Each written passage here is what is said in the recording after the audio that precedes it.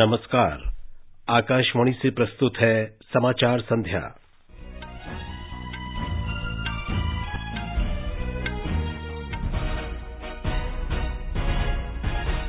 प्रधानमंत्री नरेंद्र मोदी कल आगरा मेट्रो परियोजना के निर्माण कार्य का वीडियो कॉन्फ्रेंसिंग के जरिए उद्घाटन करेंगे। कृषि मंत्री नरेंद्र सिंह तोमर ने किसानों के कल्याण के लिए सरकार की प्रतिबद्धता दोहराई। देश में कोविड से स्वस्थ होने की दर बढ़कर 94.37% हुई। जम्मू कश्मीर में जिला विकास परिषद के चुनाव के लिए चौथे चरण के मतदान की सभी तैयारियां पूरी और सिडनी में भारत ने ऑस्ट्रेलिया को दूसरे T20 क्रिकेट मैच में 6 विकेट से हराकर श्रृंखला जीती। समाचार संध्या में दिव्या तोमर के साथ मैं विशाल शर्मा। कोविड-19 महामारी के खिलाफ देश एकजुट होकर लड़ रहा है। आप भी हमारे साथ सुरक्षा और बचाव के 3 आसान एहतियाती उपायों का संकल्प लें। मास्क पहनें, 2 गज दूरी है जरूरी, सुरक्षित दूरी बनाए रखें, हाथ और मुंह साफ रखें। अब समाचार विस्तार से। प्रधानमंत्री नरेंद्र मोदी कल दिन में 11:30 बजे आगरा में मेट्रो परियोजना के निर्माण कार्य का वीडियो कॉन्फ्रेंसिंग के जरिए उद्घाटन करेंगे।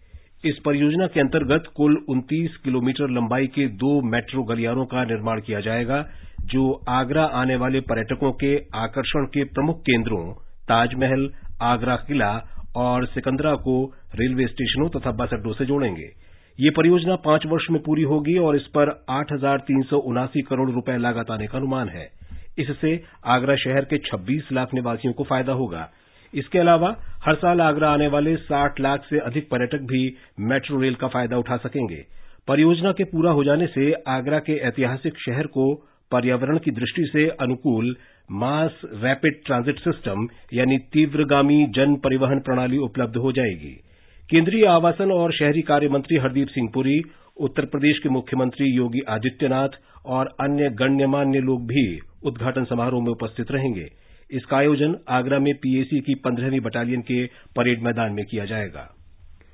नए कृषि कानूनों पर गतिरोध समाप्त करने के लिए किसान संगठनों के प्रतिनिधि बुधवार को सरकार के साथ छठे दौर की वार्ता करेंगे। कल 5वें दौर की बातचीत पूरी नहीं हो सकी। कृषि मंत्री नरेंद्र सिंह तोमर ने कहा है कि सरकार ने आपत्ति वाले प्रावधानों के संभावित समाधान तैयार किए हैं। हम लोग चाहते थे कि कुछ विषयों पर स्पष्टता से कुछ सुझाव हमें मिल जाएं, लेकिन बातचीत के दौर में ये संभव नहीं हो सका।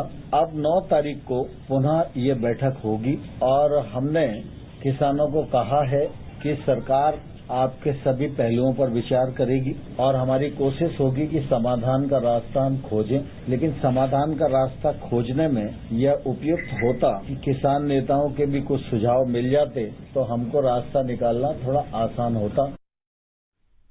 श्री तोमर ने आशा व्यक्त की है कि किसानों का विरोध प्रदर्शन जल्द ही समाप्त हो जाएगा। उन्होंने दोहराया कि न्यूनतम समर्थन मूल्य की व्यवस्था जारी रहेगी। चर्चा बहुत अच्छे माहौल में हुई। हमने कहा है कि एमएसपी जारी रहेगी। एमएसपी पर किसी भी प्रकार का खतरा और इस पर शंका करना बेबुनियाद है, लेकिन फिर भी किसी के मन में कोई शंका है तो सरकार उसका समाधान करने के लिए पूरी तरह तैयार है। इससे पहले श्री तोमर ने किसान संघ नेताओं को आश्वस्त किया था कि सरकार कृषि उपज मंडी समिति एपीएमसी को मजबूत करने के तौर तरीकों पर मुक्त भाव से विचार करने को तैयार है, ताकि प्रस्तावित निजी बाजारों के साथ समान अवसर उपलब्ध हो सकें। एपीएमसी एक्ट राज्य का है और राज्य की मंडी को किसी भी प्रकार से प्रभावित करने का इरादा न तो हमारा है और न ही कानूनी रूप से वो प्रभावित होती है। एपीएमसी और मजबूत हो, इस दिशा में सरकार के लिए जो करनी है वह करने के लिए भी सरकार तैयार है। एपीएमसी के मामले में किसी प्रकार की गलतफहमी किसी को है तो सरकार समाधान करने के लिए पूरी तरह तैयार है। श्री तोमर ने कहा कि सरकार विवादों के समाधान के लिए ऊपरी अदालत में जाने का प्रावधान शामिल करेगी। उन्होंने स्पष्ट किया कि न्यूनतम समर्थन मूल्य पर खरीद जारी रहेगी। कृषि मंत्री ने कहा कि किसानों को ये विश्वास होना चाहिए कि नरेंद्र मोदी सरकार जो भी कुछ करेगी वो किसानों के हित में होगा। श्री तोमर ने दोहराया कि सरकार किसानों के कल्याण के लिए पूरी तरह प्रतिबद्ध है और उनकी सभी समस्याओं के समाधान के लिए तैयार है। मैं यह आश्वस्त करना चाहता हूं कि प्रधानमंत्री नरेंद्र मोदी जी की सरकार किसानों के प्रति पूरी तरह प्रतिबद्ध थी, है और आने वाले कल में भी रहेगी। अगर आप 6 वर्ष मोदी जी के कार्यकाल में कृषि के क्षेत्र को देखेंगे तो मोदी जी के नेतृत्व में आमूलचूल परिवर्तन किया गया है। इसमें किसान की आमदनी में बढ़ोतरी हुई है, योजनाएं बनी है, बजट बढ़ा है, MSP बढ़ी है, सरकारी खरीद बढ़ी है और किसान महंगी फसलों की ओर आकर्षित हो सकें, किसान टेक्नोलॉजी से जुड़ सकें और किसान समृद्धि की ओर बढ़ सकें। इस मामले में मोदी जी की सरकार ने ऐतिहासिक रूप से काम किया है। केंद्र सरकार के नए कृषि कानूनों से किसानों को काफी फायदा हो रहा है। महाराष्ट्र में हिंगोली जिले के किसान कृषि उत्पाद बाजार समिति गए बिना ही सीधे खरीदारों को अपने कृषि उत्पाद बेचकर काफी लाभ अर्जित कर रहे हैं। एक किसान भगवान भालेराम का कहना है कि वे खुश हैं और इससे पहले अधिक मुनाफा कमा रहे हैं। केंद्र सरकार ने कायदा किया है, वो जो हमारे वहाँ किसानों को कुछ कंपनियां दिए वाले है, ये कंपनी में हमारा मार्केट कमेटी से वहाँ थोड़ा ज्यादा फायदा हो रहा है। मार्केट कमेटी में माल डालने से हमारा थोड़ा नुकसान होता था, कुछ देर लगता था माल बेचने को, वहाँ वैसा कोई नहीं है। माल हमारा जल्दी बेचता है, जल्दी पैसे मिलते हैं, वो हमारा कमीशन नहीं काटते वहाँ। ये ऐसे फायदे छोटे छोटे।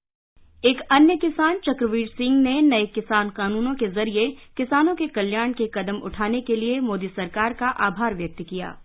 मोदी जी की गवर्नमेंट ने किसानों के लिए साल में 6,000 रुपए दे रहे हैं, हमारी फसलन को उचित मूल्य की व्यवस्था कर रहे हैं। अब जब किसानन के क्षेत्र में जो परिवर्तन की आवश्यकता थी, एक संग तो सब परिवर्तन नहीं हो सकते, लेकिन मोदी जी पे हमें पूरा भरोसा है कि वह किसान के हित में बढ़िया ही करेंगे।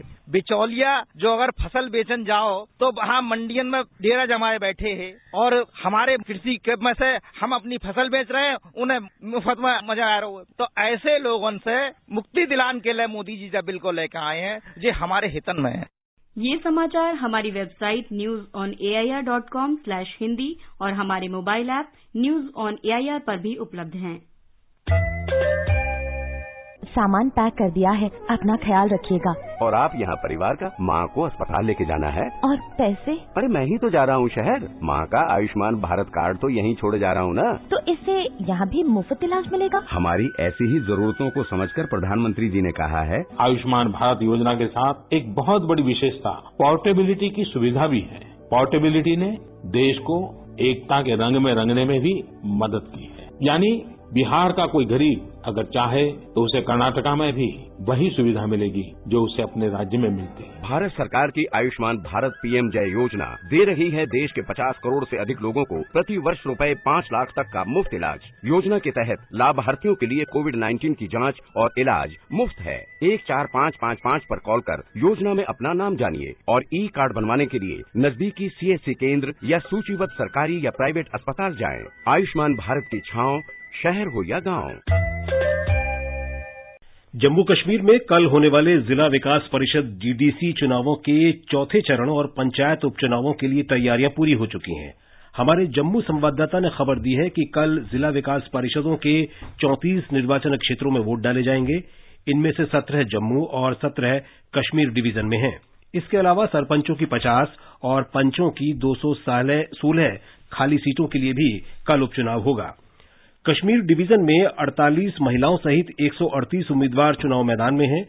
जम्मू डिवीजन में 111 उम्मीदवार चुनाव लड़ रहे हैं, जिनमें से 34 महिलाएं हैं। कुल 7,17,322 मतदाता इस चरण में अपने मताधिकार का उपयोग कर सकेंगे, जिनमें से 3,76,797 पुरुष और 3,40,525 महिलाएं हैं।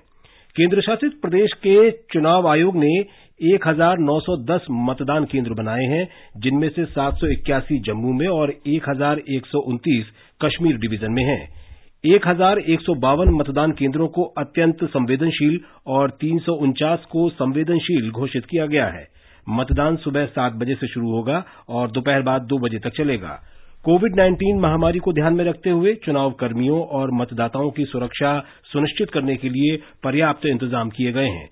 जम्मू और उधमपुर में कश्मीरी विस्थापितों की सुविधा के लिए विशेष मतदान केंद्र बनाए गए हैं।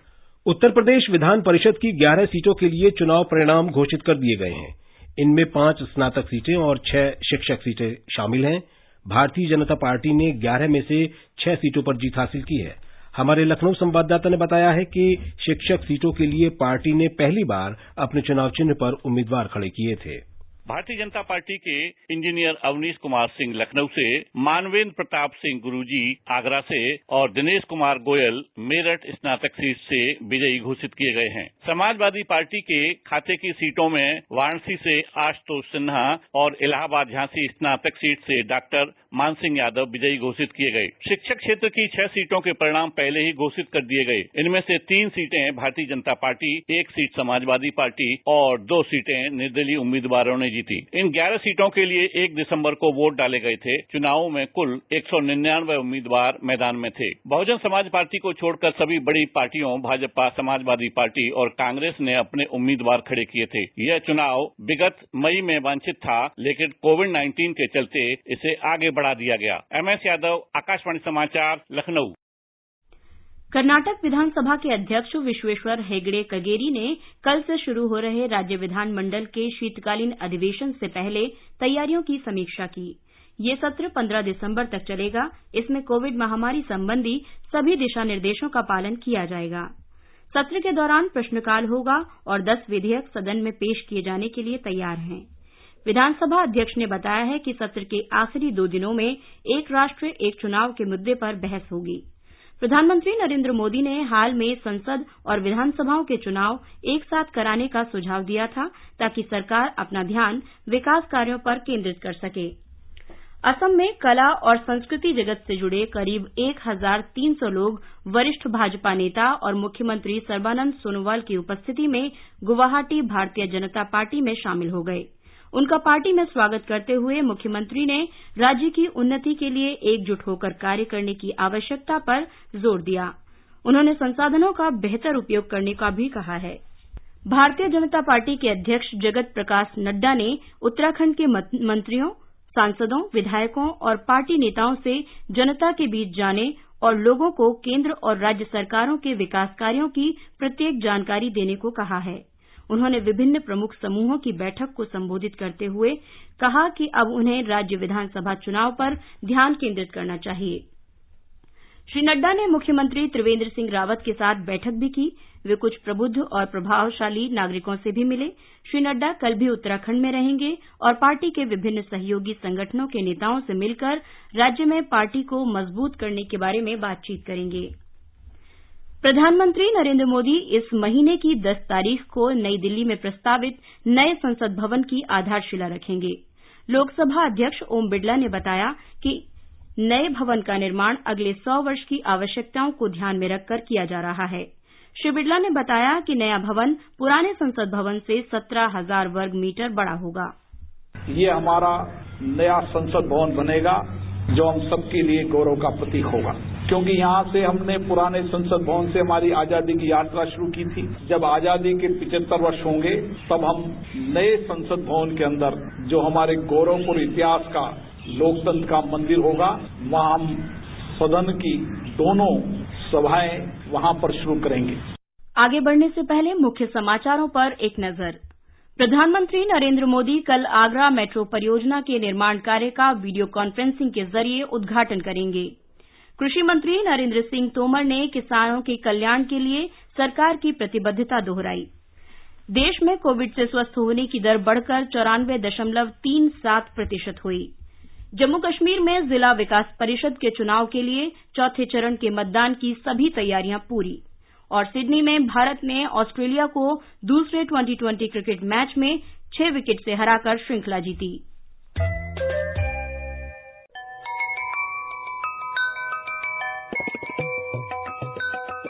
सटीक, विश्वसनीय और समाचारों की विस्तृत जानकारी सुनने के लिए हमारे आधे घंटे के समाचार बुलेटिन AIR न्यूज 24x7 और FM गोल्ड पर प्रतिदिन सुबह 8 बजे, दोपहर 2:30 बजे और शाम 8 बजे हिंदी में, और अंग्रेजी में सुबह 8:30 बजे, दोपहर 2 बजे और शाम 8:30 बजे।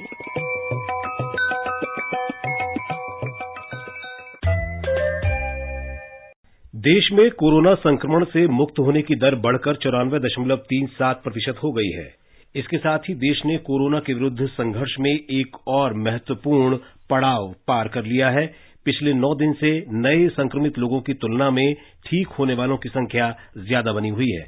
अब तक 91 लाख से ज्यादा लोग कोरोना से मुक्त हो चुके हैं। लगभग 1 महीने से प्रतिदिन संक्रमित लोगों की संख्या 50,000 से कम रही है।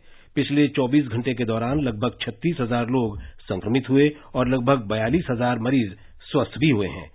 इलाज करा रहे मरीजों की संख्या 4.2% से नीचे बनी हुई है। इस समय 4,03,248 रोगियों का इलाज चल रहा है, जो अब तक कुल संक्रमित लोगों का लगभग 4.18% है।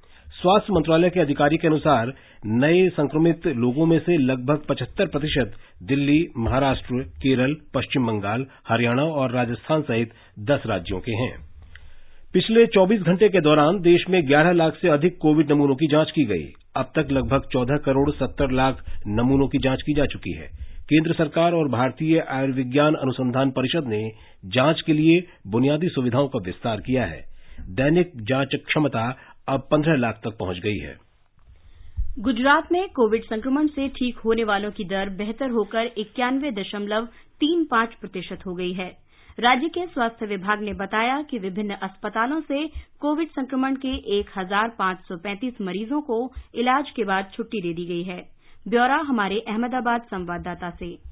गुजरात में पिछले 24 घंटों में संक्रमण के 1,514 नए मामले सामने आए। इसके साथ ही राज्य में कोविड-19 संक्रमण के मामलों की कुल संख्या 2,70,333 हो चुकी है, जिसमें से 1,98,527 मरीज ठीक हो चुके हैं। राज्य में अब तक 81,72,000 से अधिक लोगों का कोविड-19 के लिए परीक्षण किया जा चुका है। संक्रमण के सबसे अधिक 332 नए मामले अहमदाबाद में दर्ज हुए, जबकि सूरत में 241 मामले सामने आए। राज्य में इस वक्त 14,742 सक्रिय मामले हैं, जिसमें से 90 मरीजों को वेंटिलेटर पर रखा गया है। 15 मरीजों की मृत्यु के साथ राज्य में कोविड-19 से जान गंवाने वाले मरीजों की संख्या 4,064 हो गई है। इस बीच अहमदाबाद नगर निगम द्वारा शहर में पाए गए नए माइक्रो कंटेनमेंट क्षेत्रों में घर घर स्वास्थ्य जांच शुरू की गई है। योगेश पंड्या, आकाशवाणी समाचार, अहमदाबाद।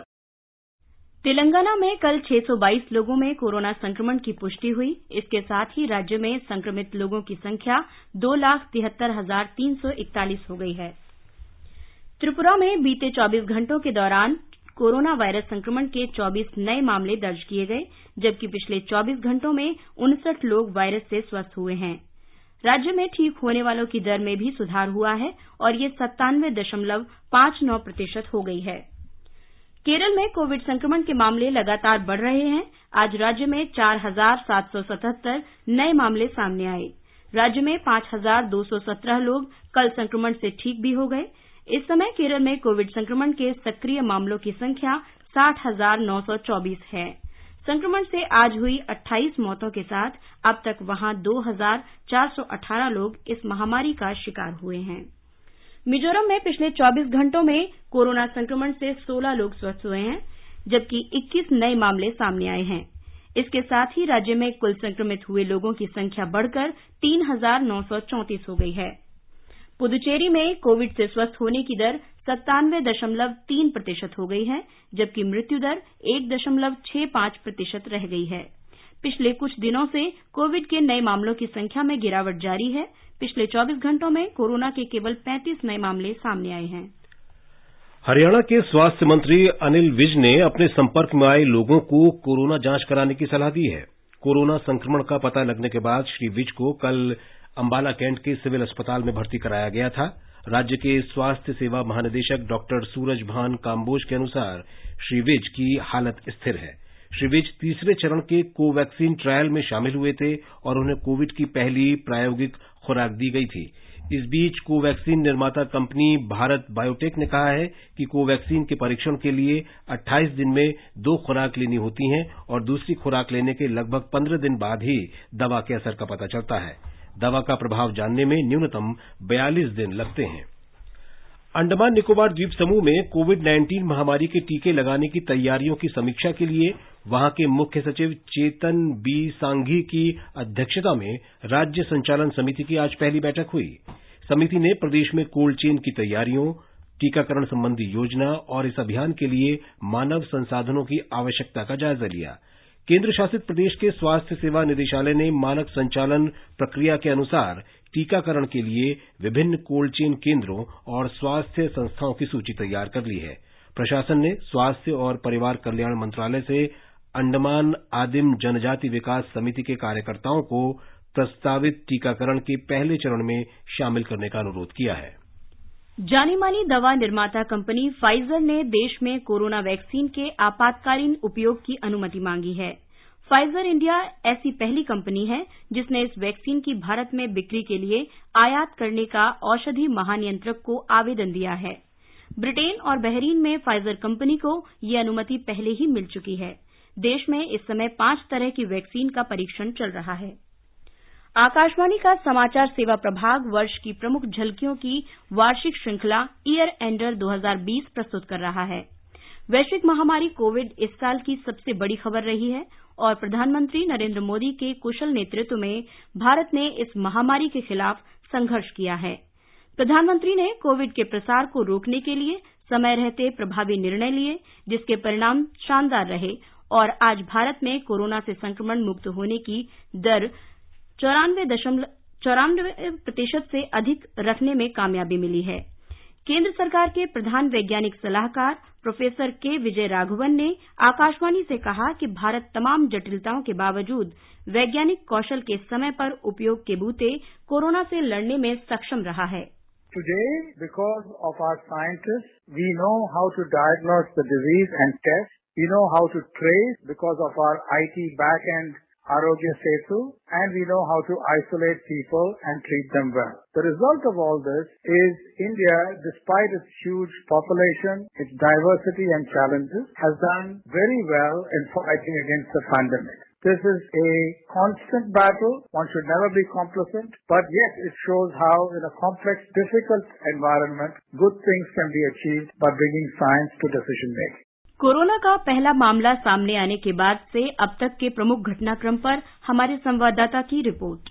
चीन के वुहान शहर से पिछले वर्ष के दिसंबर माह में कोरोना वायरस के पहले मामले के आने और इसकी संख्या में तीव्र इजाफा होने में अधिक अंतराल नहीं था। इस वर्ष की 7 जनवरी को जब विश्व स्वास्थ्य संगठन ने कोविड-19 को अधिसूचित करते हुए समूचे विश्व को इसकी जानकारी दी, तब तक भारत ने इस विषाणु के खिलाफ एक अभूतपूर्व लड़ाई लड़ने के लिए अपनी कमर कस ली थी। 8 जनवरी को हुई अहम बैठक में देश में सार्वजनिक स्वास्थ्य सेवा प्रणाली को मजबूत करने के लिए खाका तैयार किया गया। 30 जनवरी को देश में पहले कोरोना मामले से भी पूर्व प्रधानमंत्री ने जनवरी में ही कैबिनेट मीटिंग में कोविड-19 के मुद्दे पर चर्चा करके इसके खिलाफ देश की विज्ञान आधारित मुहिम छेड़ दी थी। जनवरी माह से ही वायरस के प्रवेश को रोकने के लिए हवाई अड्डों और बंदरगाहों पर यात्रियों की स्क्रीनिंग शुरू करने वाले देशों में भारत अग्रणी रहा। होली मिलन कार्यक्रम को इस वर्ष स्थगित करते हुए प्रधानमंत्री ने मार्च के शुरुआती दौर में ही लोगों को शारीरिक दूरी रखने की सलाह दी थी। जन भागीदारी का आह्वान करते हुए उन्होंने 22 मार्च को जनता कर्फ्यू की घोषणा की, जिसमें सभी लोगों ने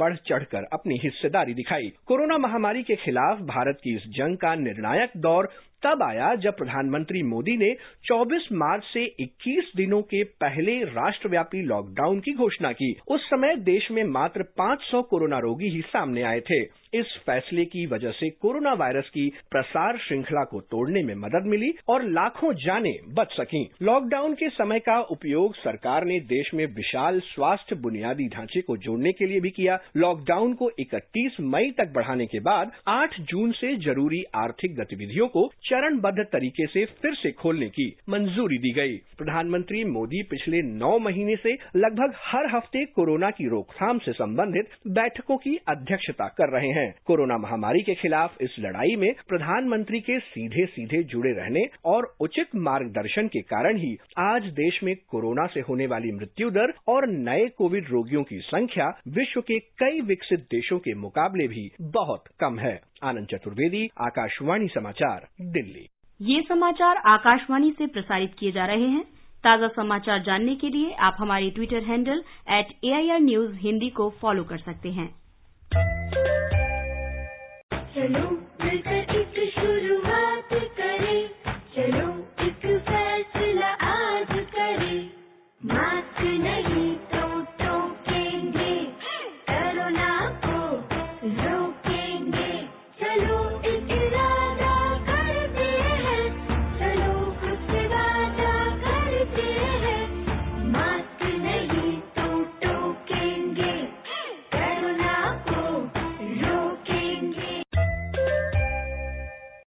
राष्ट्र आज भारतीय संविधान के जनक भारत रत्न डॉक्टर भीमराव आम्बेडकर के 64वें महापरिनिर्वाण दिवस पर श्रद्धांजलि अर्पित कर रहा है।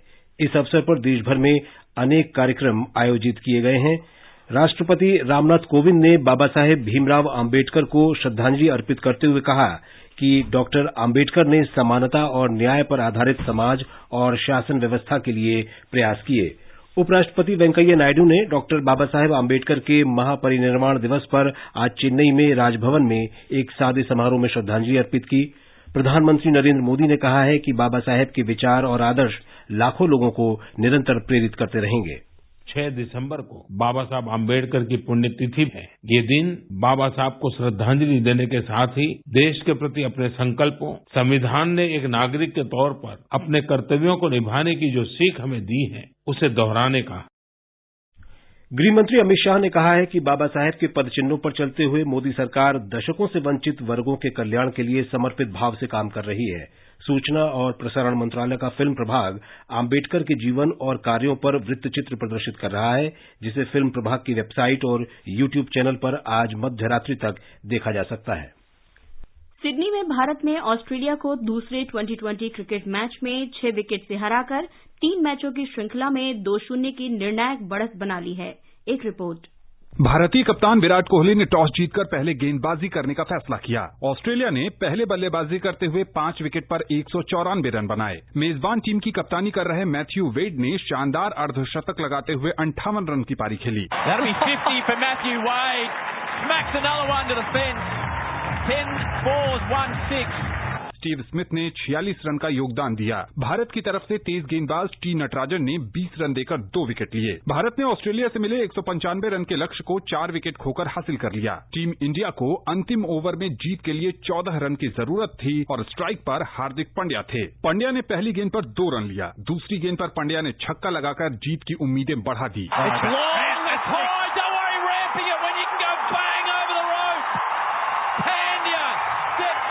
तीसरी गेंद पर कोई रन नहीं बना। चौथी गेंद पर पांड्या ने जोरदार छक्का लगाकर मैच और श्रृंखला भारत के नाम कर दी।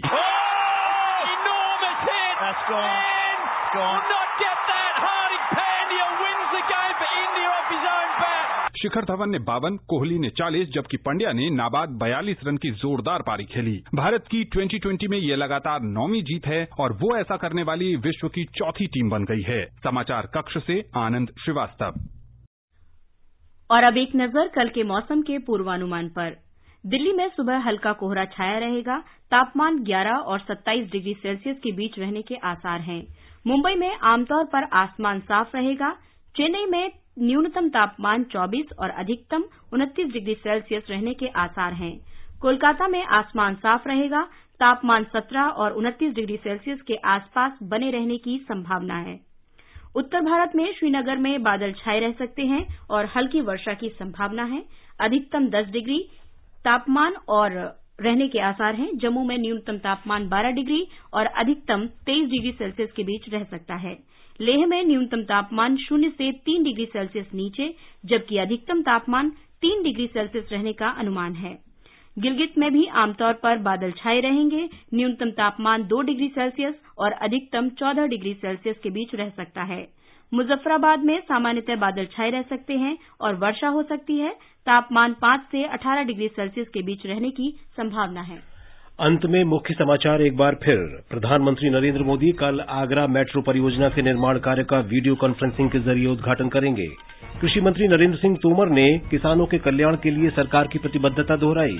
देश में कोविड से स्वस्थ होने की दर बढ़कर 94.37% हुई। जम्मू कश्मीर में जिला विकास परिषद के चुनाव के लिए चौथे चरण के मतदान की सभी तैयारियां पूरी। और सिडनी में भारत ने ऑस्ट्रेलिया को दूसरे T20 क्रिकेट मैच में 6 विकेट से हराकर श्रृंखला जीती। इसके साथ ही समाचार संध्या का ये अंक समाप्त हुआ। नमस्कार।